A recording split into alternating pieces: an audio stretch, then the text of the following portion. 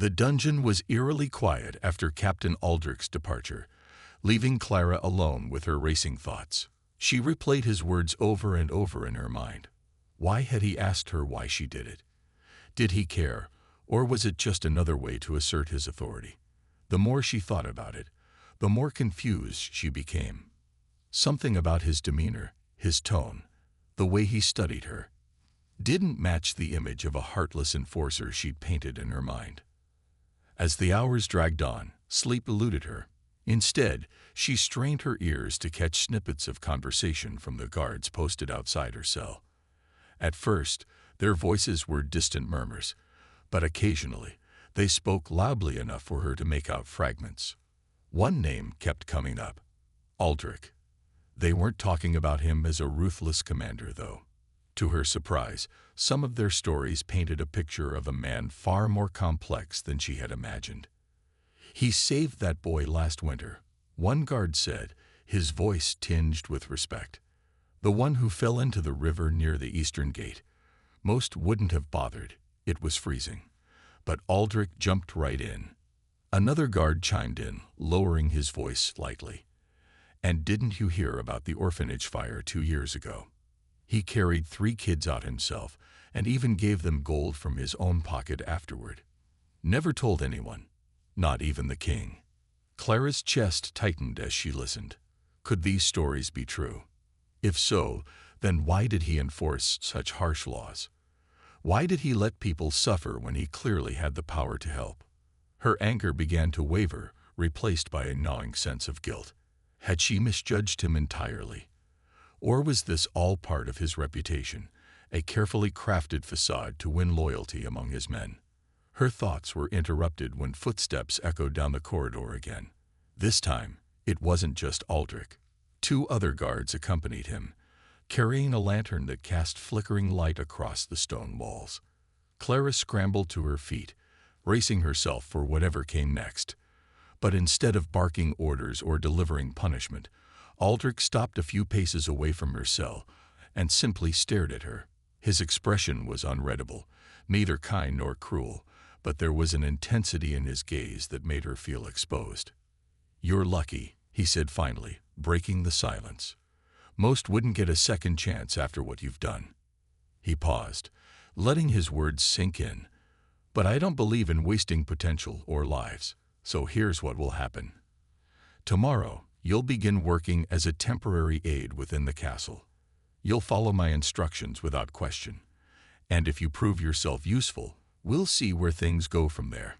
Clara blinked, stunned. Was this some sort of trick? Working in the castle was a privilege reserved for nobles and trusted servants, not defiant commoners like her. "Why are you doing this?" she blurted out before she could stop herself. Aldrich's jaw tightened, and for a moment, she thought he might ignore her. Then he answered, his voice softer but still firm. "Because everyone deserves a chance to rise above their mistakes, even someone like you." With that, he turned and walked away, leaving Clara staring after him, her mind reeling. As the guards extinguished the lantern and retreated into the shadows, Clara sank back onto the cold floor, her thoughts swirling. For the first time since her arrest, she allowed herself to consider the possibility that Aldrich wasn't the monster she had assumed him to be. Maybe he was just a man trying to do his job in a world full of contradictions. And maybe, just maybe, this unexpected opportunity could lead to something greater than she ever imagined. But deep down, Clara couldn't shake the nagging doubt. Was accepting his offer a sign of weakness, or a step toward redemption? Only time would tell. The next morning, Clara awoke to the sound of keys rattling and heavy boots echoing in the corridor. 2 guards stood outside her cell, their faces stern but not unkind. One of them unlocked the door and gestured for her to follow. Her heart raced as she stepped out of the cramped space, unsure of what lay ahead. The cold stone walls of the dungeon gave way to grand hallways lined with tapestries and flickering torches. For the first time, Clara saw the castle's opulence up close, a stark contrast to the poverty she had grown up in. She was led to a small chamber where Captain Aldrich waited, seated at a wooden table covered with scrolls and documents. He looked up as she entered, his piercing gaze locking onto hers. "You'll report here every morning," he said without preamble, his voice firm but measured. "Your tasks will vary: cleaning, organizing, running errands, but you'll do exactly as I say. No excuses, no defiance." His tone left no room for argument, yet there was something different about him today. Less intimidating, more human. Clara nodded hesitantly, still wary of trusting him. As the guards left, Aldrich handed her a broom and pointed toward a corner of the room cluttered with debris. "Start there," he instructed. For hours, Clara swept, dusted, and tidied under his watchful eye. It wasn't glamorous work, but it kept her mind occupied. Every so often, Aldrich glanced up from his papers, observing her silently. She could feel his gaze on her back, making her movements stiff and self-conscious. As the days turned into weeks, Clara began noticing small details about Aldrich that contradicted her initial impression of him. He rarely raised his voice unless absolutely necessary, and when he spoke, his words carried weight rather than cruelty. Once, while delivering a message to another part of the castle, she overheard servants whispering about how Aldrich had intervened to stop a nobleman from evicting a poor family. Another time, she saw him hand a loaf of bread to a hungry child who had wandered near the gates. These moments chipped away at the wall of resentment she had built around him. Despite these observations, Clara remained cautious. Trust didn't come easily to someone who had spent years distrusting authority figures. Yet she couldn't deny the growing respect she felt for Aldrich, or the guilt gnawing at her conscience. Late one evening, as they worked side by side in the dim candlelight, Aldrich broke the silence. "Why did you hate me so much?" he asked suddenly, startling her. Clara froze, the feather duster in her hand hovering midair. She hadn't expected such a direct question. After a long pause, she replied softly, "Because of everything you represent. The guards take everything from us. The taxes, our dignity, and leave nothing behind." Aldrich leaned back in his chair, his expression thoughtful. "I understand why you think that," he admitted. "But not all of us are blind to suffering. Some of us fight for change in ways you might not see." His words lingered in the air between them, planting seeds of doubt in Clara's mind. Could it be true? Was Aldrich genuinely trying to make things better, even within the confines of a system she despised? Or was this just another tactic to win her compliance? Despite her lingering skepticism, Clara found herself wanting to believe him. Perhaps redemption wasn't just for her. It extended to others too. By the end of her second week, Clara realized something surprising. She wasn't dreading her days anymore. The work was hard, but it gave her purpose. And though she would never admit it aloud, Aldrich's presence had shifted from oppressive to oddly comforting. He challenged her assumptions, forcing her to confront uncomfortable truths, not just about him, but about herself. Slowly, painfully, Clara began to wonder if maybe, just maybe, she had been wrong about him all along. In a bustling medieval kingdom, life was anything but fair for the common people. The streets were filled with the sounds of merchants shouting their wares, children playing in the dirt, and the occasional clanking of armor as royal guards patrolled the area. Among the crowd stood Clara, a young woman with fire in her eyes and a heart full of frustration. She had grown up watching her family struggle under the weight of unfair taxes and harsh laws enforced by the very people who were supposed to protect them. Clara's father had once been a skilled blacksmith, crafting swords and tools that were admired across the kingdom. But when the king raised taxes to fund his lavish lifestyle, her father could no longer afford to buy iron or even feed his family. He worked himself to exhaustion, only to fall sick and lose his shop. Clara remembered the nights she spent comforting her younger siblings while her mother cried silently in the corner. It wasn't just her family. Everyone in the village felt the same pain. The royal guards, dressed in shining armor, seemed more like oppressors than protectors. One sunny afternoon, Clara returned from the market, carrying a small sack of flour she had managed to bargain for after hours of haggling. As she passed through the square, she noticed a commotion near the fountain. A group of villagers had gathered, whispering nervously. Curious, Clara pushed her way through the crowd and froze at what she saw. An elderly man, frail and trembling, was on his knees before a towering figure, a royal guard. The guard's voice boomed over the murmurs of the crowd. "You've ignored your tax payments for the last time," he barked, grabbing the old man by the collar. The man pleaded, tears streaming down his wrinkled face. "Please, sir, I have nothing left. My daughter is sick, and my crops failed this season. Give me one more week. I beg you." But the guard showed no mercy. Instead, he raised his armored fist, ready to strike. The villagers looked away, too afraid to intervene. Fear gripped Clara's chest, but something inside her snapped. How could they treat an old man like this? Wasn't it enough that they took everything from him? Without thinking, Clara stepped forward, her hands clenched into fists. "Stop," she shouted, her voice cutting through the tension like a knife. Everyone turned to look at her, including the guard. His cold gaze locked onto hers, sending a shiver down her spine. But Clara didn't back down. She pointed a finger at him, her anger bubbling over. "How dare you hurt him? You're supposed to protect us, not bully us." The guard released the old man, who scrambled to his feet and disappeared into the crowd. The guard took a step toward Clara, his expression unreadable. For a moment, she thought he might listen. Then, without warning, he sneered, his lip curling in disgust. "And who are you to tell me my duty?" he growled. That was the final straw.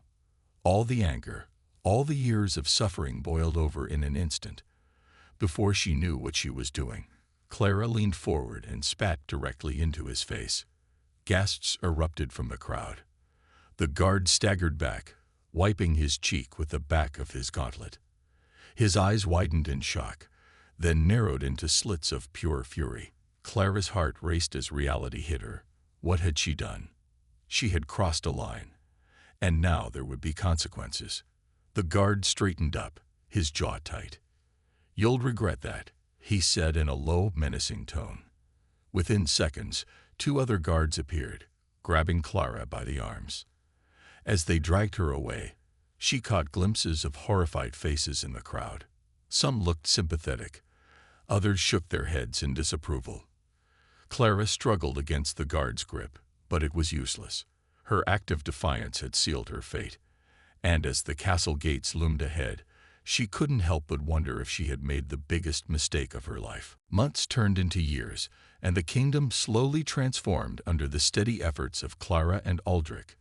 The reforms they had championed became more than just temporary fixes. They laid the foundation for lasting change. Taxes were restructured to ease the burden on struggling families, and surplus grain from royal storehouses was distributed during lean seasons. Schools began to appear in villages where children once worked alongside their parents in fields or markets, offering them a chance at a brighter future. Though progress was gradual, the people could feel the difference, and whispers of hope replaced the grumbles of despair. Clara's role evolved as well. No longer seen as an outsider or a traitor, she became a trusted figure among both villagers and castle officials. Her unique position allowed her to advocate for the needs of the common folk while helping the royal court understand their struggles. She often accompanied Aldrich on his visits to distant regions of the kingdom, ensuring that promises made in the castle translated into action on the ground. Together, they addressed grievances, resolved disputes, and fostered a sense of unity that had long been absent. Aldrich, too, found fulfillment in this new chapter of his life. Once feared and misunderstood, he earned respect not through force but through fairness and compassion. His reputation as a leader who cared about justice spread far beyond the castle walls. Even those who had once resented him now approached him with trust, knowing he would listen without judgment. Though his duties remained demanding, there was a lightness in his demeanor, a peace that came from doing work aligned with his values. Despite their shared successes, Clara and Aldrich never crossed the line between professional partnership and something more personal.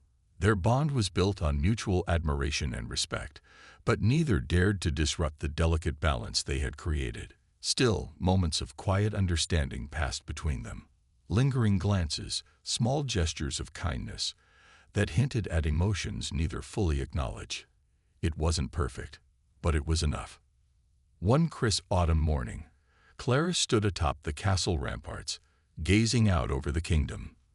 The golden sunlight bathed the landscape in warmth, highlighting fields ripe with crops and bustling villages alive with activity. For the first time in years, she felt a deep sense of pride, not just in what she had accomplished, but in how far she had come. From a defiant girl driven by anger to a woman determined to make a difference, her journey had been anything but easy. Yet every challenge had shaped her into someone stronger, wiser, and more compassionate. Behind her, footsteps echoed softly against the stone floor. She turned to see Aldrich approaching, his armor gleaming faintly in the sunlight. "Thinking about the past?" he asked, joining her at the edge of the wall. "Not just the past," Clara replied with a smile. "The future, too." Aldrich nodded thoughtfully, following her gaze across the horizon. "It's strange, isn't it? All those years ago, I never imagined we'd end up here, working together, changing things." "Me neither," Clara admitted, "but maybe that's why it worked. We didn't let fear stop us." They stood in comfortable silence for a while, watching the kingdom breathe beneath them. Though challenges still lay ahead, inequalities to address, wounds to heal, they faced them with unwavering resolve. Clara knew the fight wasn't over, but she also knew they weren't alone anymore. Together, they had proven that redemption wasn't just possible, it was transformative. As the sun dipped lower in the sky, painting the world in hues of orange and pink, Clara felt a profound sense of gratitude. For the first time in her life, she truly believed in the promise of tomorrow. And as she glanced at Aldrich, one last fleeting look filled with unspoken words, she realized that no matter what the future held, she was ready to face it head-on. The efforts Clara and Aldrich poured into their shared mission began to bear fruit, albeit slowly. The reforms they proposed started gaining traction, thanks in part to Aldrich's careful diplomacy and Clara's first-hand knowledge of the villagers' struggles. One of their first successes came when the king reluctantly agreed to reduce taxes for the poorest regions of the kingdom. It wasn't a sweeping change, but it was enough to bring relief to families who had been on the brink of starvation. News of the adjustment spread quickly, and though skepticism lingered among the common folk, there were murmurs of cautious optimism. Clara played a crucial role in bridging the gap between the castle and the villages. She traveled with Aldrich to deliver supplies personally, ensuring that aid reached those who needed it most. At first, the villagers greeted her with wary eyes. Some even accused her of abandoning her roots, choosing comfort in the castle over solidarity with her people. But as she explained the steps being taken, steps she had fought for alongside Aldrich, their distrust began to soften. Her sincerity shone through, and soon she became a trusted voice advocating for fairness and understanding. Aldrich, too, underwent a transformation. Working closely with Clara forced him to confront his own biases and assumptions. He realized how much he had underestimated the depth of suffering outside the castle walls. With Clara by his side, he pushed harder for meaningful reforms, often going toe-to-toe with nobles resistant to change. "You're making enemies," Clara warned him one evening after a particularly heated meeting with the royal council. "Perhaps," Aldrich replied, his tone calm but resolute. "But I'd rather have enemies than regret doing nothing." His words filled Clara with pride and gratitude.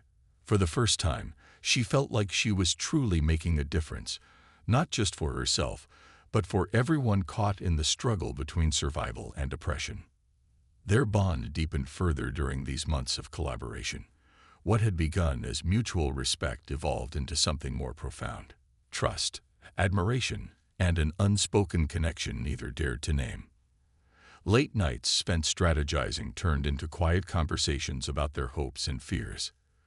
Clara learned of Aldrich's dream to one day retire from the guard and live a simpler life, far from politics and power struggles. In turn, she confessed her desire to see the kingdom united, not divided by class or privilege. One pivotal moment came when Clara decided to address her past actions publicly. During a gathering in her home village, she stood before a crowd of skeptical faces and spoke openly about her journey. "I made mistakes," she admitted, her voice steady despite the lump in her throat. "I acted out of anger and hurt, and I didn't think about the consequences. But what I've learned since then is this: hate won't fix our problems. Only working together will." Her speech was met with silence at first, but gradually nods of agreement rippled through the crowd. Even some of her harshest critics softened, acknowledging her sincerity. That night, as Clara walked back to the carriage waiting to take her home, Aldrich stepped forward and placed a hand on her shoulder. "You did well," he said softly, his gaze warm with pride. That took courage. By the end of the season, the changes they had championed began showing tangible results.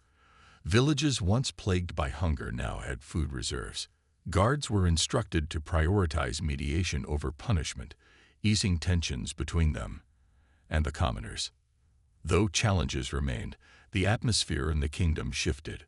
Hope replaced despair, however faintly. Yet, as Clara looked ahead, she knew the road to true equality would be long. Still, standing beside Aldrich, she felt ready to face whatever lay ahead. Together, they had proven that redemption wasn't just possible, it was powerful. And for the first time in years, Clara allowed herself to believe in a brighter future, for herself, for Aldrich, and for the kingdom that they both loved. As the heavy wooden doors of the castle dungeon slammed shut behind her, Clara felt a chill run down her spine. The air was damp and cold, carrying the faint scent of mold and despair. Her arms ached from being dragged through the streets, and her mind raced with thoughts of what awaited her. She had always heard stories about the dungeons, dark, grim places where people disappeared forever. Now she was living one of those stories. The guards shoved her into a tiny cell, its stone walls slick with moisture. A single torch flickered in the hallway outside, casting eerie shadows that danced across the bars. Clara sank onto the hard floor, wrapping her arms around herself to ward off the biting cold. For the first time since her outburst, fear began to creep in. What would they do to her? Would she ever see her family again? Her heart pounded as she replayed the scene at the fountain over and over in her mind. Had it been worth it? She had acted out of anger, but now that anger felt hollow, replaced by regret and uncertainty. Word of her defiance spread quickly through the village like wildfire. By evening, everyone knew what had happened. The girl who had spat in a royal guard's face. Some whispered that she was brave, standing up for the old man when no one else dared. Others muttered that she was foolish, risking not only her life, but also the safety of the entire village. Rumors swirled about possible punishments: public flogging, exile, or worse, execution. Parents warned their children to stay away from trouble, using Clara's fate as a cautionary tale. Meanwhile, the villagers braced themselves for retaliation from the royal guards, fearing that her actions might bring harsher crackdowns on their already strained lives. Hours passed in silence, broken only by the distant echo of footsteps and the occasional clink of metal. Clara tried to distract herself by counting the cracks in the ceiling or humming songs her mother used to sing, but nothing could calm the storm inside her. Every sound made her flinch, imagining guards coming to drag her away for punishment. Hunger gnawed at her stomach, but even if food were offered, she doubted she could eat. Her throat felt dry, and her body trembled, not just from the cold but from sheer terror. Then, just as despair threatened to consume her, she heard approaching footsteps. They were slow and deliberate, each step echoing ominously in the narrow corridor. Clara's breath caught in her throat as a tall figure appeared outside her cell. It was him, the guard she had humiliated, Captain Aldrich. His piercing gaze locked onto hers, sending another wave of dread coursing through her veins. He stood there silently for a moment, his expression unreadable, before speaking in a voice as sharp as steel. "You've caused quite a stir today," he said, his tone as yet controlled. Do you have any idea what happens to those who defy authority in this kingdom? Clara swallowed hard, her mouth too dry to form words. She shook her head slightly, unable to meet his eyes. Aldrich stepped closer to the bars, his towering frame casting a long shadow over her. People like you don't last long here, he continued. But I'm giving you one chance to explain yourself. Why did you do it? Clara hesitated, unsure how to respond. Should she tell him the truth, that she acted out of rage and desperation, or should she lie, hoping to soften his judgment? Finally, she stammered, I couldn't stand by while he hurt that old man. It wasn't right. Aldrich studied her for a moment, as if weighing her words. Then, without warning, his expression softened ever so slightly. Not enough to show compassion, but enough to make Clara wonder if there was more to him than met the eye. I'll decide your fate tomorrow, he said finally, turning to leave. As his footsteps faded into the distance, Clara let out a shaky breath she hadn't realized she was holding. Though his visit left her shaken, it also sparked a tiny ember of hope. Maybe, just maybe, there was still a chance for redemption. But as she sat alone in the darkness, she couldn't shake the feeling that whatever came next would change her life forever. And not necessarily for the better. As weeks turned into months, Clara's life in the castle settled into a rhythm she hadn't anticipated. The initial resentment she felt toward Aldrich had softened, replaced by a grudging respect. She began to see him not as an unyielding enforcer of oppression, but as a man caught between duty and compassion. Their interactions grew less formal, though Aldrich still maintained his disciplined demeanor. He would often assign her tasks that required attention to detail, sorting documents, delivering messages to other parts of the castle, or assisting with minor administrative work. Each task gave Clara a glimpse into the inner workings of the kingdom, and for the first time, she realized how complicated governance truly was. One day, while organizing a stack of reports in Aldrich's office, Clara stumbled upon a letter addressed to the king. Curiosity got the better of her, and she skimmed its contents. It detailed a recent increase in rebel activity along the outskirts of the kingdom. The rebels, fueled by anger over heavy taxes and poor living conditions, were planning attacks on royal outposts. Clara's heart sank as she read the words. These were her people, the same villagers who struggled to survive, who whispered about rebellion in hushed tones late at night. Until now, she hadn't fully understood the scale of their desperation. Before she could process what she'd read, Aldrich entered the room. Startled, Clara quickly placed the letter back on the desk, hoping he hadn't noticed. But Aldrich's sharp eyes missed nothing. You weren't supposed to see that, he said, his tone firm but not angry. Clara bristled defensively. Why not? This affects everyone, doesn't it? My family, my village. We're the ones suffering because of decisions made here. Aldrich sighed, running a hand through his hair. For once, his usual composure faltered. Do you think I don't know that? He asked quietly. Every order I carry out weighs on me, but chaos won't solve anything. If the rebels succeed, they'll destroy everything we've built, good and bad alike. His words struck a chord deep within Clara. She wanted to argue, to insist that change couldn't come without sacrifice. Yet there was truth in what he said. Rebellion meant bloodshed, and innocent lives would be lost. Still, how could she stand by and watch her people suffer? The tension between them grew thicker as days passed. Clara wrestled with conflicting emotions, her loyalty to her roots versus her growing understanding of Aldrich's perspective. Then, one fateful evening, everything changed. A group of rebels infiltrated the castle under the cover of darkness, their faces masked and weapons drawn. They moved swiftly, targeting key areas, including Aldrich's quarters. Clara, who had been fetching supplies from the storeroom, heard commotion and hid behind a pillar, her pulse racing. Peering cautiously around the corner, she saw Aldrich confronting two rebels in the hallway. One of them shouted, "This is for all the pain you've caused," before lunging at him with a dagger. Aldrich managed to deflect the attack, but more rebels appeared, surrounding him. Outnumbered and weaponless, he backed against the wall, his expression grim but resolute. Clara's mind raced. Should she intervene?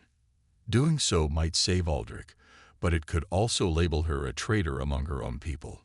Her hands trembled as she weighed her options. Finally, unable to ignore the bond she'd formed with him, she stepped forward and yelled, "Stop! Don't hurt him." The rebels turned to her, their masks hiding any hint of recognition. One of them demanded, "Whose side are you on, girl?"